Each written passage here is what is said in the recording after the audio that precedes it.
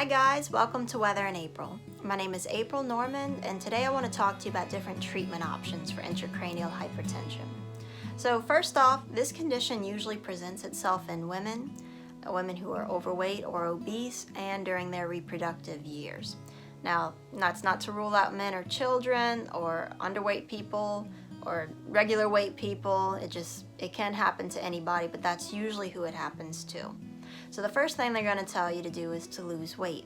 Sometimes even just losing 5 pounds can provide a cure for you, at least provide relief for you. I lost 15 pounds, none of it worked for me, but everybody's different.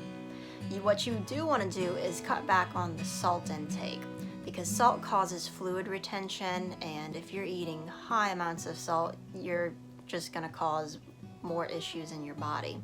So really watch out for that. Another thing, if you're struggling with a lot of the nighttime or early morning headaches, your spinal fluid does increase at night. It helps flush out all the waste that appears around your brain during the day.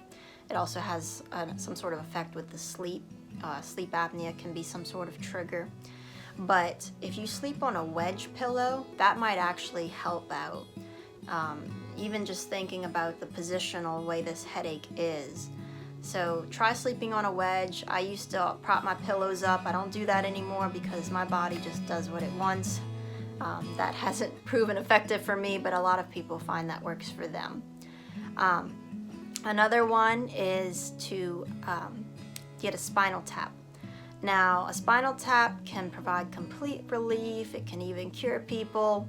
I've had them several times. I've had them tap it just to get opening pressure. I've had them tap it where they drain out vials and vials of fluid and then throw me on all kind of diuretics to try and keep my body stable. Mine's pretty aggressive though, and it can just drastically start producing, and the spinal taps don't work very long for me. But everybody's different. So spinal taps are another option. Stents, they can place a stent. Now, when your spinal fluid increases, it can cause a lot of compression on the different arteries and all that run in your head. So when things get compressed, they can't flow freely. A stent helps open them up so that things can flow more freely. They don't get backed up. That's an option. Optic nerve sheaths for your eyes if you're having optic nerve trouble or papilledema. So you'll need to see an ophthalmologist for that. Shunt. I have had a VP shunt placed. A VP shunt is a device that helps drain out excess spinal fluid. It can be adjusted more or less to let out more or less fluid. And that is a pretty invasive procedure. Works 100% for some people, not at all for others. Now, sometimes you need revisions, sometimes you need adjustments. Mine maybe 50-50 worked. I do have another video talking about that. So that's another option for you. I've even heard of dandelion root tea if you're more of a all-natural remedy type person. Now, again, they think that this happens during a woman's reproductive years.